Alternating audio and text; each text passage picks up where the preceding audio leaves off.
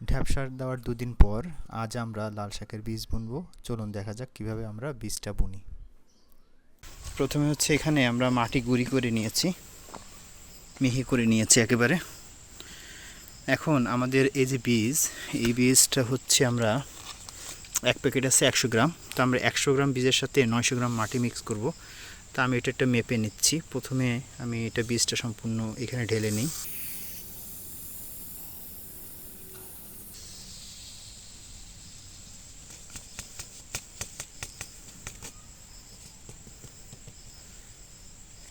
আমরা দেখতে পাচ্ছি আমাদের এই কৌটার এই বাটির হাফ বাটি হয়েছে। এখন আমরা যেহেতু হাফ বাটি হয়েছে, আমরা যেটা করব, যেহেতু আমরা এক বাটির সাথে আমরা 9 বাটি মিক্স করব, সেই ক্ষেত্রে হাফ বাটি যেহেতু হয়েছে, তো সেই ক্ষেত্রে আমরা 4 বাটি, তো 4 বাটির সাথে এটা ফুল 4 বাটির সাথে আমরা এইটা দিয়ে দিব, তাহলে হচ্ছে আমাদের বীজটা হয়ে যাবে। তো আমি এটা প্যাকেটে পুড়িয়ে নিচ্ছি। আমরা যেটা করব, এই মাটিটা হচ্ছে আমরা শুকনো যে মাটিটা আছে আমাদের জমিতে, আমি জমি থেকে একটা শুকনো মাটি নিয়ে আসি, কিছু ঢেলা নিয়ে আসি। ফর এক্সাম্পল যেমন এই মাটিটা সাদা হয়েছে, আমি এটা নিলাম। এই একটা মাটি সাদা, আমরা ভেঙে নেব মাটিটা।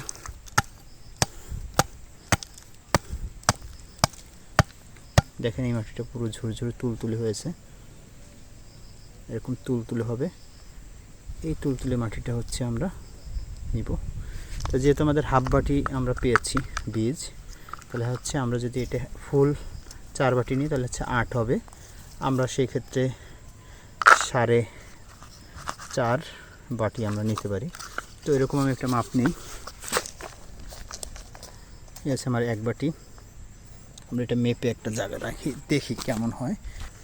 আমি নিলাম হচ্ছে 1 বাটি। এই হচ্ছে 2 বাটি।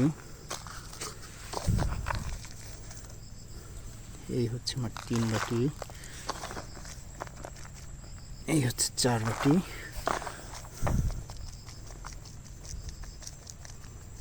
এই হচ্ছে 4.5 বাটি। অর্থাৎ আমার 1 প্যাকেট যে 100 গ্রামের বীজ, তার সাথে এতটুকু মাটি আমার মিক্স করতে হবে। একদম মিহি মাটি দেখতে পাচ্ছেন। এটা আমরা 25 কৌটা নিব। 2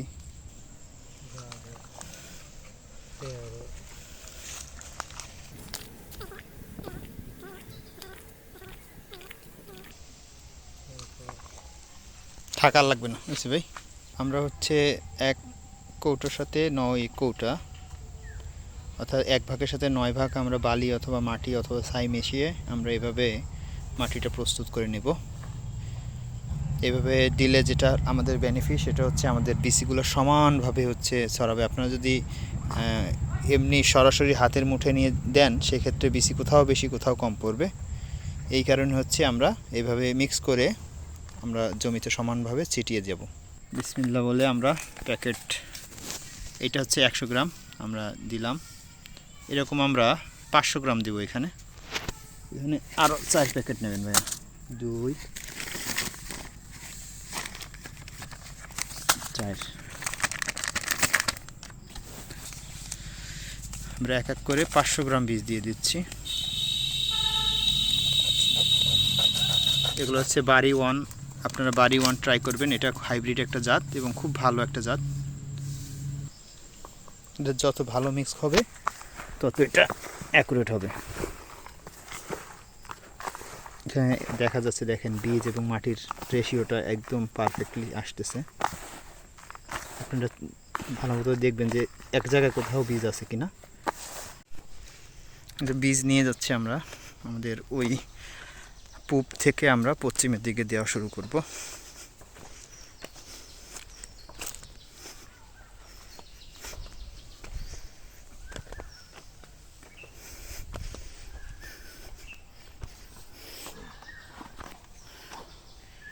বিসমিল্লাহ।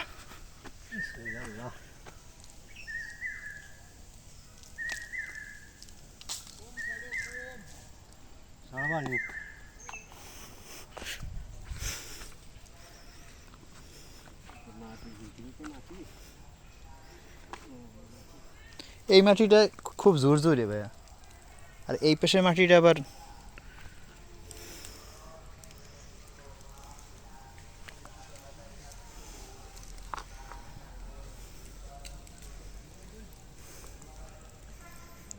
বাইরে পড়তেছে না তো।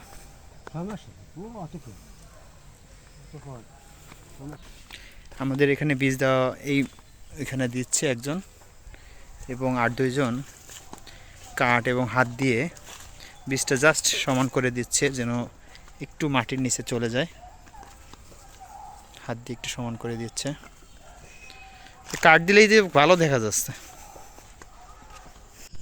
আমাদের 500 গ্রাম দেওয়া হয়েছে, 500 গ্রামে আমরা 6 সারি কভার করতে পেরেছি। তো আমাদের যেহেতু 18টা, তাহলে আমরা 318, অর্থাৎ আমরা 500 গ্রাম করে হচ্ছে 1.5 কেজি, অর্থাৎ 1 কেজি 500 গ্রাম হচ্ছে আমরা বীজ এখানে দেব। এটা হচ্ছে আমাদের হিসাব আর কি। তো এবার হচ্ছে আমরা ইউনাইটেড এই বীজটা হচ্ছে আমরা ট্রাই করব। ইউনাইটেডের জার্মিনেশন কেমন এবং এটার রেজাল্ট কী, এটাও আমাদের দেখা হয়ে যাবে। এটা প্যাকেটের আমরা দেখি নাই যে এটা বাড়ি না কি জাতের, তো এখানে লেখা আছে উন্নত মানের। এটা কি এটা কোন জাতের শাক এটা আমরা জানি না। পালায় দেন তো, আর দিয়ে ঢালেন না, কতটুকু আছে দেখেন তো। আর একটু যাবে, আর 100 গ্রামের মতো, 1 মুঠ নেন। হয়েছে মনে হয়, এবার দেখি।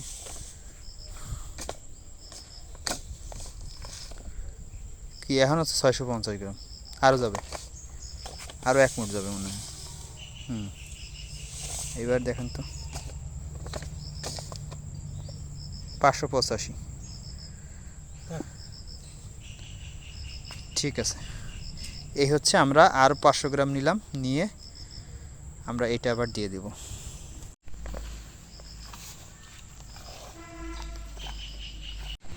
আমাদের সমস্ত বীজ বোনা হয়ে গেছে।